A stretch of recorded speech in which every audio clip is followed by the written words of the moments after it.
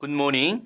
11월 14일 주위를 둘러보면 아무도 없는 듯 믿음의 눈을 뜨면 보이는 분 계시는 주일 아침입니다. 믿음의 눈을 뜨고 주님 앞에 기쁨으로 예배하는 주일이 되시기를 축복합니다. 오늘의 말씀은 사사기 6장 25절에서 40절까지입니다. 먼저 말씀을 읽겠습니다. 그날 밤에 여호와께서 기드온에게 이르시되 내 아버지에게 있는 수소 곧 7년 된 둘째 수소를 끌어오고 내 아버지에게 있는 바알의 제단을 헐며 그 곁의 아세라상을 찍고 또 이 산성 꼭대기에 내 하나님 여호와를 위하여 규례대로 한 제단을 쌓고 그 둘째 수소를 잡아 내가 찍은 아세라 나무로 번제를 드릴지니라 하시니라. 이에 기드온이 종 10사람을 데리고 여호와께서 그에게 말씀하신 대로 행하되 그의 아버지의 가문과 그 성읍 사람들을 두려워하므로 이 일을 감히 낮에 행하지 못하고 밤에 행하니라. 그 성읍 사람들이 아침에 일찍 일어나 본즉 바알의 제단이 파괴되었으며 그 곁의 아세라가 찍혔고 새로 쌓은 제단 위에 그 둘째 수소를 드렸는지라. 서로 물어 이르되 이것이 누구의 소행인가 하고 그들이 캐어 물은 후에 이르되 요아스의 아들 기드온이 이를 행하였도다 하고 성읍 사람들이 요아스에게 이르되 내 아들을 끌어내라. 그는 당연히 죽을지니 이는 바알의 제단을 파괴하고 그 곁의 아세라를 찍었음이니라 하니 요아스가 자기를 둘러선 모든 자에게 이르되 너희가 바알을 위하여 다투느냐? 너희가 바알을 구원하겠느냐? 그를 위하여 다투는 자는 아침까지 죽임을 당하리라. 바알이 과연 신일진데 그의 제단을 파괴하였은즉 그가 자신을 위해 다툴 것이니라 하니라. 그날에 기드온을 여룻바알이라 불렀으니 이는 그가 바알의 제단을 파괴하였으므로 바알이 그와 더불어 다툴 것이라 함이었더라. 그때 미디안과 아말렉과 동방 사람들이 다 함께 모여 요단강을 건너와서 이스라엘 골짜기에 진을 친지라. 여호와의 영이 기드온에게 임하시니 기드온이 나팔을 불매 아비에셀이 그의 뒤를 따라 부름을 받으니라. 기드온이 또 사자들을 온 므낫세에 두루 보내매 그들도 모여서 그를 따르고 또 사자들을 아셀과 스불론과 납달리에 보내매 그 무리도 올라와 그를 영접하더라. 기드온이 하나님께 여쭈되 주께서 이미 말씀하심같이 내 손으로 이스라엘을 구원하시려거든 보소서 내가 양털 한 뭉치를 타작마당에 두리니 만일 이슬이 양털에만 있고 주변 땅은 마르면 주께서 이미 말씀하심같이 내 손으로 이스라엘을 구원하실 줄을 내가 알겠나이다 하였더니 그대로 된지라. 이튿날 기드온이 일찍 일어나서 양털을 가져다가 그 양털에서 이슬을 짜니 물이 그릇에 가득하더라. 기드온이 또 하나님께 여쭈되 주여 내게 노하지 마옵소서. 내가 이번만 말하리이다. 구하옵나니 내게 이번만 양털로 시험하게 하소서. 원하건대 양털만 마르고 그 주변 땅에는 다 이슬이 있게 하옵소서 하였더니 그 밤에 하나님이 그대로 행하시니 곧 양털만 마르고 그 주변 땅에는 다 이슬이 있었더라. 아멘. 우리는 모두 승리의 삶을 원합니다. 하지만 마음으로만 바랄 뿐 정작 잘 순종하지는 않습니다. 모순이자 영적 기만일 수 있습니다. 이것은 마치 학생이 시험을 앞두고 공부는 하나도 하지 않으면서 100점 맞기를 기대하는 것과 같습니다. 순종 없는 승리는 없는 것입니다. 하나님의 뜻을 알 수 없다고 말하지 마십시오.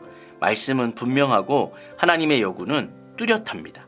여러분, 어떻게 하면 승리할 수 있고 이 승리를 위한 길은 도대체 무엇일까요? 첫 번째, 하나님을 인정해야 합니다. 여호와의 사자를 통해 기드온을 부르신 하나님은 그날 밤에 특별한 명령을 내리십니다. 미디안을 무찌르기 전에 오브라 성읍의 우상숭배를 척결함으로써 하나님에 대한 헌신을 정비하라라는 그런 뜻입니다. 첫 번째 명령, 두 가지 명령이 있었는데요. 첫 번째 명령은 기드온의 아버지 요아스의 소유 7년 된 둘째 수소를 가져오는 것, 그리고 그의 바알 제단을 헐고 그 곁에 아세라 목상을 찍어버리는 것입니다. 요아스가 소유했던 바알 제단은 그의 집안과 가문이었던 아비에셀 사람들만 이용한 것이 아니라 그 성읍 사람들까지 모두가 다 함께 이용한 것으로 보여집니다. 두 번째 명령은 바로 이것인데요. 산성 꼭대기에 하나님의 제단을 쌓고 제사를 드리라는 것입니다. 바로 앞 24절에서 기드온은 하나님께 제단을 쌓고 부르심에 헌신하기로 다짐한 바가 있습니다. 이제는 성읍의 바알 제단을 치우고 하나님의 제단을 세움으로써 기드온의 집과 성읍 전체의 헌신을 독려하신 것입니다. 하나님께서는 번제에 쓸 뗄나무로 아세라 목상을 사용하라라고 하셨습니다. 이에 기드온이 종 10명을 데리고 가서 여호와께서 말씀하신 대로 그대로 행합니다. 그러나 기드온은 밤에 가서 이 일을 행했는데 이것은 그가 요아스 가문과 성읍 사람들을 두려워했기 때문이었습니다. 인간적인 두려움과 하나님에 대한 순종이 공존하는 기드온의 모습은 안타깝게도 그가 미디안을 맞설 때에도 다시 드러나게 됩니다. 여호와께서 기드온에게 우상과 우상제단을 헐고 여호와께 제사를 드리라고 명령하셨습니다. 죄는 그릇된 예배요, 회심은 예배의 회복입니다. 하나님께서 하나님으로 인정받게, 하나님께서 하나님으로 대접받게 하는 삶으로서의 전환이 바로 예배라는 것이죠. 사사가 된 기드온은 맨 먼저 해야 될 일이 바로 우상과의 단절이어야 했습니다. 뗄감밖에 되지 않는 우상을 파괴해야 참 예배가 시작이 되는 것입니다. 그는 순종하기는 했지만 주민들의 반발을 우려하여서 밤에 그 일을 행합니다. 그는 하나님도 두려워하고 사람들의 반응도 두려워하고 있습니다. 승리의 비결 두 번째는 일단 순종하라는 것입니다. 기드온이 우려한 대로 간밤에 그가 저지른 일로 성이 발칵 뒤집혔습니다. 기드온은 일단 순종을 했습니다. 그런데 아침에 성읍 사람들이 일찍 일어나 바알 제단으로 향했습니다. 여기서 아침 일찍이라는 시간을 통해 알 수 있는 사실이 있는데요. 이 백성들이 얼마나 열심과 헌신으로 이 우상을 섬겼는지를 보여주는 대목입니다. 성읍 사람들은 파괴된 바알의 제단과 잘려버린 아세라 목상, 그리고 새로 세워진 제단, 그리고 그 위에 남겨져 있는 제사의 흔적을 발견합니다. 주민들은 이 일로 바알이 자신들을 벌을 할까봐, 응징을 할까봐 두려워합니다. 그래서 그들은 범인을 빨리 찾아내어서 처단해서 이 위기를 모면하려고 하고 있습니다. 그렇게 탐문 수사를 거친 결과 요아스의 아들 기드온이 범인이라는 사실을 알아내었습니다.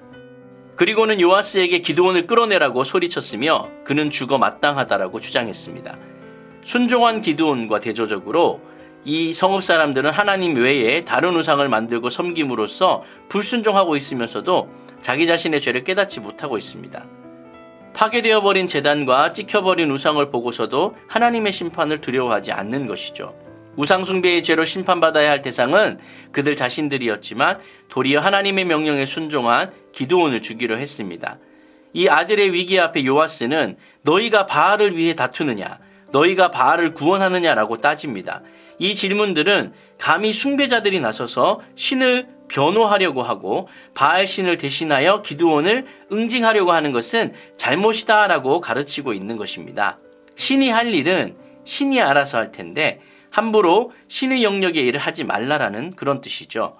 바알이 참 신이라면 스스로 알아서 기드온을 처단할 것이다 라고 말을 했습니다. 이렇게 요아스의 지혜로운 말로 위기가 극복되었고 기드온은 죽음의 위기를 넘겼습니다. 요아스가 기드온의 이름을 바알이 그와 싸우다라는 뜻인 여룻바알로 불렀습니다. 두려움 속에 우상을 척결했지만 기드온은 바알과 싸워 이긴 자가 되었습니다. 승리의 비결 세 번째는 은혜가 정답이다라는 것입니다. 여룻바알 사건 이후 미디안이 쳐들어왔습니다. 그들은 요단 동편에서 아말렉과 동방 사람들의 원조를 받아 서쪽으로 건너와 이스라엘 골짜기에 진을 쳤습니다.